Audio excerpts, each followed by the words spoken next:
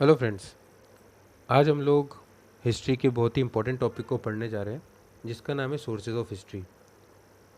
अब हम में से बहुत सारे लोगों को क्यूरियोसिटी रहती है पास्ट इवेंट्स के बारे में जानने की कि पहले कौन सी चीज़ें होती थी, कौन सी चीज़ें नहीं होती थी, अगर लड़ाइयाँ हुई तो क्यों हुई, किसने किसको हराया, अगर लड़ाई हुई भी तो उसके पीछे का कारण क्या था, किसने किसके ऊपर अटैक किया, और ऐसी और भी अलग अलग टाइप की बातें जिसके बारे में हम पता करना चाहते हैं। अब क्वेश्चन आता है कि ये हिस्ट्री की जो चीज़ें हैं या आज जो हम हिस्ट्री में पढ़ रहे हैं ये आई कहाँ से? क्या कोई था जिसने ये सब हिस्ट्री को लिखा और हमको देते गया? तो ऐसे काफ़ी सारे क्वेश्चंस हमारे दिमाग में आते हैं। अब हम देखते हैं कि आज के ज़माने में कितनी सारी मूवीज़ और सीरियल्स हिस्ट्री पे बेस्ड होते हैं। अभी रिसेंटली मूवी थी केसरी, जिसमें बैटल ऑफ सारागढ़ी के बारे में बताया, कैसे 21 जवान 10,000 से ज़्यादा अफगानियों का सामना करते हैं और सुबह से लेकर शाम तक उनका डट के सामना करते हैं और कोशिश करते हैं कि वो पोस्ट के ऊपर कब्ज़ा ना जमा पाए। तो अब इसके बारे में किसने लिखा या कहाँ से पता चला? अगर ताजमहल को शाहजहाँ ने बनवाया और मज़दूरों के हाथ कटवाए तो इसके बारे में इन्फॉर्मेशन कहाँ से आई? ताजमहल को 28 साल लग गए बनने में, तो ये 28 साल ही लगे, ये किसने देखा? तो ऐसे काफ़ी सारे सवाल हमारे दिमाग में आते हैं कि ये हिस्ट्री बेस्ड किस पे होती है। तो फ्रेंड्स, इसका सही जवाब है हिस्टोरिकल सोर्सेस। यस, कोई भी हिस्ट्री की इंफॉर्मेशन बिना हिस्टोरिकल सोर्स के कंसिडर नहीं हो सकती। तो इनका बहुत इम्पोर्टेंट रोल है। तो हम इस टॉपिक में उसी के बारे में डिटेल में पढ़ेंगे। अब सोर्सेज ऑफ हिस्ट्री पढ़ने से पहले हम थोड़ी हिस्ट्री को अच्छे से समझने की कोशिश करें। फ्रेंड्स, हिस्ट्री को 3 फेजेस में डिवाइड किया गया है। पहला फेज़ एंशंट हिस्ट्री, जिसकी शुरुआत 6000 BC में हुई और जिसका अंत हुआ 500 CE में। अब ये BC CE क्या है? BC मतलब बिफोर कॉमन एरा और CE मतलब कॉमन एरा। हम लोग BC को BC भी बोलते हैं, बिफोर क्राइस्ट, और CE को हम लोग AD भी बोलते हैं, आफ्टर डेथ। अब आपके दिमाग में क्वेश्चन होगा कि ये 6000 BC क्यों लिया गया, क्योंकि हमारे अर्थ को तो हज़ारों लाखों साल हो चुके हैं। तो फिर ये एंशंट हिस्ट्री 6000 BC से ही क्यों स्टार्ट हो रही है? उसका रीज़न ये है कि जो सोर्सेज हम लोगों को मिले, जिससे हम लोग उस वक्त की हिस्ट्री को जान पाए, समझ पाए, तो वो हमारे पास 6000 BC से ही अवेलेबल है। मतलब उसके पुराने कोई साल का डेटा या सोर्स हमको आज तक नहीं मिला है। तो जब सबसे पुराना सोर्स अगर कोई एरा का हमको मिला है तो वो 6000 BC का, और वहाँ से लेके तो 500 CE इसलिए कंसिडर किया जाता है क्योंकि इस दौरान काफ़ी सारी चीज़ें हुई, बड़े बड़े साम्राज्य उठे, खड़े हुए और ख़त्म भी हो गए। यही वो पीरियड था जिसमें ब्रॉन्ज एज आया, उसके बाद पहले स्टोन एज आया, फिर ब्रॉन्ज एज आया, फिर आयरन एज भी आया। और 500 CE में एंड इसलिए हुआ एंशियंट हिस्ट्री क्योंकि जो बड़े बड़े साम्राज्य थे, जैसे चाइना में हान डायनेस्टी, मेडिटेरेनियन रीजन में जो वेस्टर्न रोमन एम्पायर था, इंडिया की बात करें तो गुप्ता डायनेस्टी, तो ये जो बड़े बड़े साम्राज्य थे ये ख़त्म हो चुके थे, इसीलिए 500 CE तक उसको ख़त्म किया गया। कुछ कुछ हिस्टोरियंस का मानना है कि एंशियंट हिस्ट्री 650 CE तक भी था। आगे बढ़ते हैं, मेडिएवल हिस्ट्री। इसकी शुरुआत 500 CE में हुई और ये ख़त्म हुआ 1500 CE में। ये जो 1000 साल का पीरियड था मेडिएवल हिस्ट्री का, इसमें भी काफ़ी उतार चढ़ाव देखने को मिले।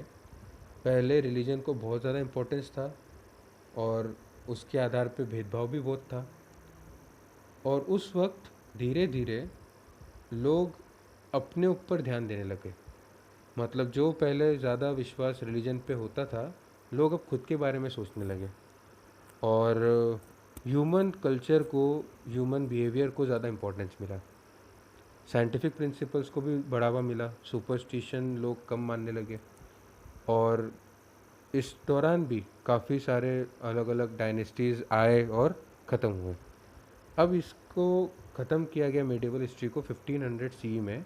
उसका रीज़न ये था कि 1500 CE के बाद से काफ़ी सारे साइंटिफिक डिस्कवरीज़ हुई, इन्वेंशंस हुए, और इस वजह से मेडिएवल हिस्ट्री को 1500 सी तक ही सीमित रखा गया, और उसके बाद शुरुआत हुई मॉडर्न हिस्ट्री की। मॉडर्न हिस्ट्री की अगर बात करें तो 1500 सी से लेके आज तक वो मॉडर्न पीरियड चलते आ रहा है। मॉडर्न हिस्ट्री 3 पार्ट्स में डिवाइड किया गया। पहला अर्ली मॉडर्न पीरियड जो 1500 सी से 1750 सी तक था। इस फेज़ में काफ़ी इन्वेंशंस तो हुए, लेकिन इंडस्ट्रियल रेवोल्यूशन के आने के पहले तक के पीरियड को ही अर्ली मॉडर्न पीरियड में कंसिडर किया गया, क्योंकि इंडस्ट्रियल रेवोल्यूशन जब आया ना, उसने बहुत ड्रास्टिक चेंज लाया, इसीलिए उसको दूसरे पीरियड में कंसिडर किया गया, वो है लेट मॉडर्न पीरियड। तो 1745-50 से लेके तो 1945 तक का जो पीरियड है उसको लेट मॉडर्न पीरियड में कंसिडर किया जाता है।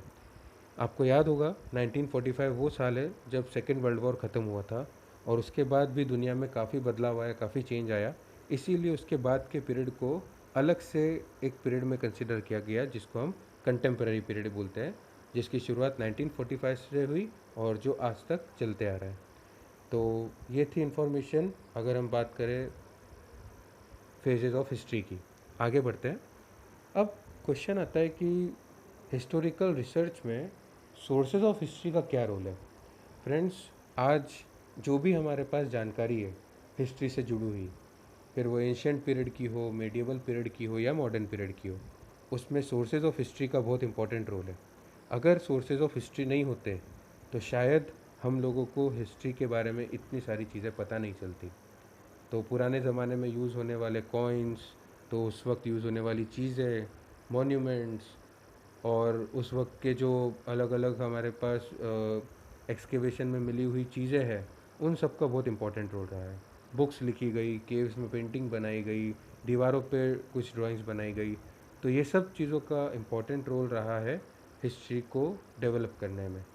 तो हम इस टॉपिक में वही सोर्सेज ऑफ हिस्ट्री पढ़ेंगे जो मॉडर्न पीरियड में यूज़ होते हैं, ताकि हम लोग हिस्ट्री को अच्छे से स्टडी कर सकें, उसके ऊपर रिसर्च कर सकें। तो आइए फ्रेंड्स, पढ़ते हैं हम आगे। सबसे पहले हम मीनिंग पढ़ेंगे हिस्ट्री का। तो जैसे कि आप लोगों को स्क्रीन पे दिख रहा है, हिस्ट्री को सोर्सेज ऑफ हिस्ट्री को ओरिजिनल सोर्स कंसीडर किया जाता है हिस्टोरिकल इन्फॉर्मेशन इकट्ठा करने के लिए, और ये हम लोगों को हिस्ट्री के बारे में इंफॉर्मेशन देता है सबसे बेसिक लेवल की। हम लोग ऐसा भी बोल सकते हैं कि ये सोर्सेज ऑफ हिस्ट्री एक तरह से क्लू है, हमको बताता है कि हिस्ट्री में क्या हुआ, और हम लोगों को अगर हिस्टोरिकल रिसर्च भी कंडक्ट करना है तो उसमें ये सोर्सेज ऑफ हिस्ट्री एक बेस का काम करते हैं, एक फाउंडेशन का काम करते हैं। तो इसका इम्पोर्टेंस आपको इसी बातों से ध्यान में आ रहा होगा। आगे बढ़ते हैं। अब यहाँ पे आपको हिस्ट्री के सोर्सेज के अलग अलग टाइप्स देखने को मिलेंगे। बेसिकली सोर्सेज ऑफ हिस्ट्री को 4 पार्ट्स में डिवाइड किया गया: return sources, material sources, oral sources and audio visual sources. Examples आपके सामने हैं। हम अब बारी बारी से सभी सोर्सेज को स्टडी करेंगे। इसमें सबसे पहला है रिटर्न सोर्सेज। आप देख सकते हैं इसके जो भी अलग अलग टाइप्स है, जिसमें newspaper, periodicals, diaries, reference books, letters and mails यानी correspondence, documents, government gazettes, postage stamps और एनसाइक्लोपीडिया, ये सब चीज़ें कवर होती है। अब फ्रेंड्स, न्यूज़पेपर ये आपको पता ही है कितना इम्पोर्टेंट सोर्स है हिस्ट्री का। हम लोग भी हमारे दिन की शुरुआत न्यूज़पेपर पढ़ के करते हैं, काफ़ी सारी जानकारी हमको मिलती है, और ये पेपर्स को अलग से रखा भी जाता है संभाल के। और जब से न्यूज़पेपर्स बनना शुरू हुए हैं तब से के भी न्यूज़पेपर्स आपको देखने को मिल सकते हैं। तो ये एक बहुत इंपॉर्टेंट सोर्स ऑफ हिस्ट्री का काम करता है। इसके अलावा पीरियोडिकल्स जो आपको लेफ़्ट साइड में दिखाई दे रहा है, सॉरी राइट साइड में दिखाई दे रहा है, ये पीरियोडिकल्स भी इम्पॉर्टेंट होते हैं। पीरियोडिकल्स यानी आप मैगज़ीन बोल सकते हैं, जो एक फ़िक्स इंटरवल के बाद पब्लिश किए जाते हैं, लॉन्च किए जाते हैं। सो ये भी एक इम्पॉर्टेंट सोर्स ऑफ हिस्ट्री है। देन डायरीज़, पर्सनल डायरीज़ बहुत सारे लोगों को लिखने का शौक़ होता है, और ये डायरीज़ में काफ़ी सारी ऐसी जानकारी छुपी होती है जो हिस्टोरिकल पॉइंट ऑफ व्यू से काफ़ी इम्पॉर्टेंट होती है। आगे इसमें हम बढ़ते हैं। आप देख सकते हैं रेफरेंस बुक्स का बहुत इम्पॉर्टेंट रोल होता है। जैसे कि हम कोई टॉपिक की स्टडी करना चाहते हैं तो हम रेफरेंस बुक्स यूज़ करते हैं। वैसे ही अगर हम लोग हिस्ट्री के ऊपर भी रिसर्च करना चाहते हैं, स्टडी करना चाहते हैं, तो ये रेफरेंस बुक्स इसमें काफ़ी इंपॉर्टेंट रोल प्ले करती है। आप राइट साइड में देख सकते हो ऊपर आपको लेटर्स और मेल्स दिखेंगे, तो ये कॉरेस्पॉन्डेंस। अब जैसे एग्जांपल लेते हैं कि हमको बहुत सी बार बताया जाता है कि इस पर्सन ने दूसरे पर्सन को लेटर लिखा था इन्फॉर्मेशन देने के लिए, कुछ बात बोलने के लिए। तो ऐसे जो लेटर्स होते हैं और मेल्स होते हैं ना, ये भी हमको इन्फॉर्मेशन देते हैं कि पास्ट में क्या हुआ होगा, क्या सिचुएशन डेवलप हुई होगी, कैसे डेवलप हुई, अगर इसने इसको मारा तो क्यों मारा, या अगर कोई स्ट्रेटजी बनी या कोई प्लानिंग हुई तो उसके पीछे का कारण क्या। तो ये सब हमको लेटर्स और मेल से भी समझ में आता है। अगर आप देखें नीचे तो आपको डॉक्यूमेंट्स मिलेंगे। ये डॉक्यूमेंट्स का भी रोल बहुत इम्पोर्टेंट होता है, और ये डॉक्यूमेंट्स की मदद से भी हम लोगों को काफ़ी सारा इंफॉर्मेशन रिलेटेड टू हिस्ट्री समझने को मिलता है। लेफ़्ट साइड में नीचे आप लोगों को ये गैज़ेट देखने को मिल रहा है। ये गवर्नमेंट गैज़ेट होता है, मतलब जब कोई सरकारी डिसीज़न पास होता है तो राष्ट्रपति की मुहर लगने के बाद इसको ऑफिशियली सर्कुलेट किया जाता है, और इससे हम लोग गैज़ेट ऑफ इंडिया कंसिडर करते हैं। अभी जैसे आपको पता है कि कुछ समय पहले हमारे देश से आर्टिकल 370 को पूरी तरह से ख़त्म कर दिया गया, उसका सिर्फ एक क्लॉज को रखा गया है, जिससे कि जम्मू कश्मीर भारत का एक अभिन्न अंग बन चुका है। इसमें ये गैज़ेट ऑफ इंडिया का भी इम्पोर्टेंट रोल है। तो जब सरकार ने वो डिसीज़न फाइनल लिया तो राष्ट्रपति की मुहर लगने के बाद इसको ऑफिशियली कंसिडर किया गया। तो इसका भी बहुत इम्पोर्टेंस है, और ऐसे ही जब कोई हम लोग डिसीजंस लेते हैं, हमारी सरकार डिसीज़न लेती है, ऐसे गैजेट रिलीज़ करके वो इन्फॉर्मेशन देती है। आगे बढ़ते हैं। आप देख सकते हैं पोस्टेज स्टैम्प्स, इनका भी बहुत इम्पोर्टेंट रोल है। और भले ही ये खुद कुछ नहीं बोलते, लेकिन इनके स्टाइल, इनका कलर कॉम्बिनेशन, इसमें थीम जो यूज़ होती है वो हम लोगों को काफ़ी हिस्टोरिकल इन्फॉर्मेशन देने का काम करते हैं। आगे देखें तो एनसाइक्लोपीडिया। एनसाइक्लोपीडिया जिसमें आपको काफ़ी सारी चीज़ें पता चलती है। एक तरह से पूरी की पूरी इन्फॉर्मेशन आपको ये एनसाइक्लोपीडिया में मिल जाएगी। ये भी हिस्ट्री का एक बहुत इंपॉर्टेंट सोर्स है। देन आपको एक नीचे पर्सन का इमेज दिखेगा पोस्टर स्टैम्प में, जो है जाल कूपर। जाल कूपर ये बहुत ही फेमस फिलेटेलिस्ट थे। फिलेटेलिस्ट उनको बोला जाता है जो एक्सपर्ट होते हैं on the subject of postage stamps. ये एक पारसी फैमिली में बॉर्न हुए थे, और इन्होंने इंडिया स्टैम्प जर्नल को के वो एडिटर भी रहे, और जो फर्स्ट फिलेटेलिक ब्यूरो था इंडिया का उसके वो फाउंडर भी थे।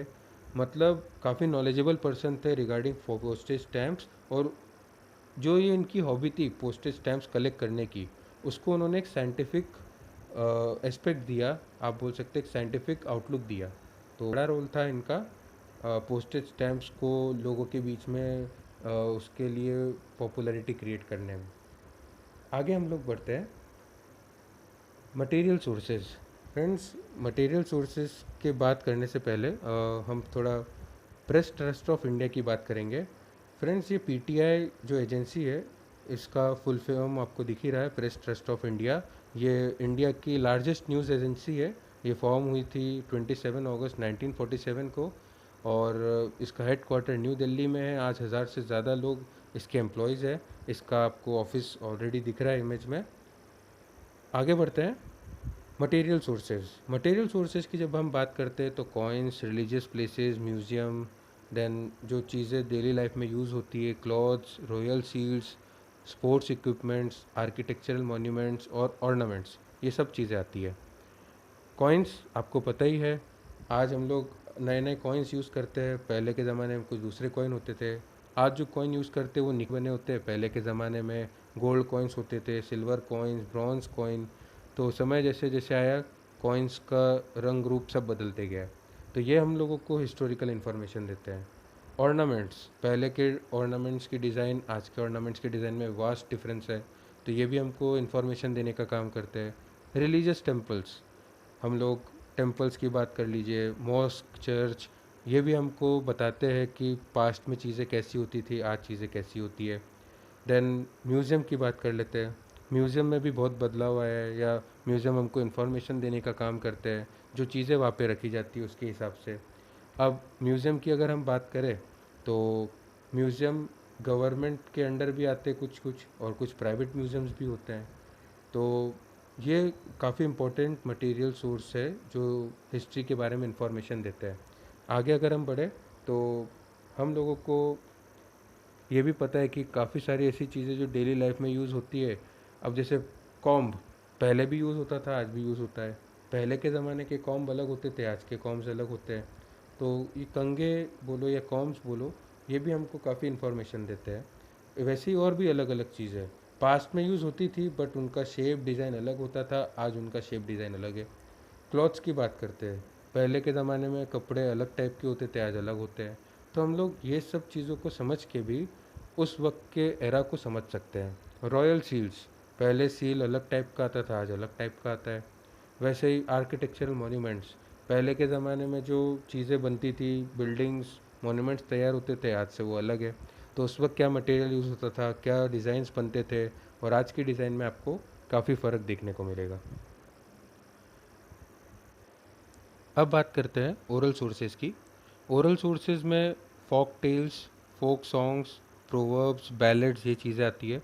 फोक टेल्स को हम लोग लोक कथाएँ भी बोलते हैं। फोक सॉन्ग्स यानी लोक गाने या लोक गीत भी बोल सकते हैं। प्रोवर्ब्स तो आपको पता है। बैलेड्स को हम लोग मराठी में पोवाड़ा भी बोलते हैं। यहाँ पे कुछ आपको इन्फॉर्मेशन दी है ओरल सोर्सेज़ के लिए। अब पहले राइटिंग का कल्चर नहीं हुआ करता था, तो पहले अगर जो सबसे इम्पोर्टेंट सोर्स ऑफ हिस्ट्री माना जाता था, तो वो ओरल सोर्स को, और जो भी बातें बोली जाती थी, जो भी स्टोरीज़ बोली जाती थी, उसको आगे generation to generation pass on किया गया। लीजेंड्स यानी कोई हीरोइक डीड या उसके बारे में इंफॉर्मेशन देना, कोई हिस्टोरिकल इवेंट हुआ होगा। मिथ्स यानी सुनी सुनाई बातें। आगे बढ़ते हैं।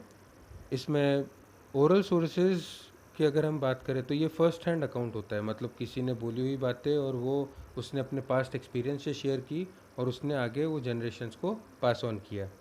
तो ओरल हिस्ट्री का या ओरल सोर्स ऑफ हिस्ट्री का भी बहुत इंपॉर्टेंट रोल रहा है हिस्टोरिकल इन्फॉर्मेशन देने में। अब यहाँ पे आप देख ही सकते हैं इमेज में, देखिए यहाँ पे बताया है कि कोई एक पर्सन बैठा हुआ है और वो कुछ लोगों को इन्फॉर्मेशन दे रहा है, स्टोरी बता रहा है, बातें बता रहा है। तो ये सब चीज़ें फोक टेल्स, फोक सॉन्ग्स इस तरह से डेवलप हुए। बैलेड्स भी, जैसे कोई पोएम जो कोई हिस्टोरिकल इवेंट या हीरोइक डीड को बताने का काम कर रहा है। आपके सामने अन्ना भाऊ साठे का इमेज है। ये लोक शाहिर थे, जनवादी साहित्यिक जिसको हम बोल सकते हैं। शाहिर जो पोवाड़ा गाते हैं उनको हम लोग बोला करते हैं। तो अन्ना भाऊ साठे, और नीचे आप लोगों को अमर शेख का इमेज दिखेगा। आगे बढ़ते हैं।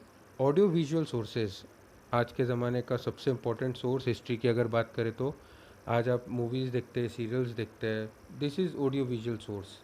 तो अगर हम हिस्टोरिकल चैनल देखते हैं या डिस्कवरी चैनल देखते हैं, यहाँ पे आपको काफ़ी सारी जानकारियाँ मिलेगी हिस्ट्री से रिलेटेड।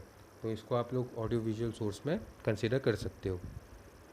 ये आपको इमेज जो दिख रही है, ये है film and television institute of India, जो कि पुणे में है। ये एक ऑटोनोमस बॉडी है। ऑटोनोमस मतलब जो खुद के हिसाब से काम करती है, और ये ministry of information and broadcasting के अंडर आता है, जो सेंट्रल गवर्नमेंट का है एक पार्ट। तो ये इंस्टीट्यूट से काफ़ी नामी गिरामी हस्तियाँ बाहर आई है। काफ़ी सारे फेमस एक्टर्स एंड डायरेक्टर्स और टेक्नीशियंस हमको ये इंस्टीट्यूट ने दिए हैं। और इसकी शुरुआत 1960 में हुई थी, जिसका पर्पस था ज़्यादा एजुकेशन देना लोगों को रिगार्डिंग फिल्म एंड टेलीविज़न। इसमें आगे हम बढ़ते हैं तो आप लोगों को ये जो इंस्ट्रूमेंट दिख रहा है, इसको हम पेजर बोलते हैं। अब ये पेजर आज के ज़माने में तो इतना यूज़ नहीं होता। तो जैसा मैं बोल रहा था, पेजर आज तो यूज़ नहीं होता, बट पहले इसका थोड़े टाइम के लिए पीरियड था जिसमें यूज़ होता था। टेलीफोन के बाद ही आया था, लेकिन मोबाइल आने के बाद इसका पूरा नामो निशान मिट गया। तो ये आप देख सकते हैं। टेलीफोन्स के अलग अलग टाइप्स आप देखिए, पहले किस तरह का आता था, ऊपर आपको इमेज दिख रही है, फिर बाद में उसका रूप चेंज हुआ, फिर और बदलाव आया उसके अंदर। तो ये आपको अलग अलग इमेजेस बताने का पर्पज़ ये था कि किस तरह से गैजेट्स में भी बदलाव आए।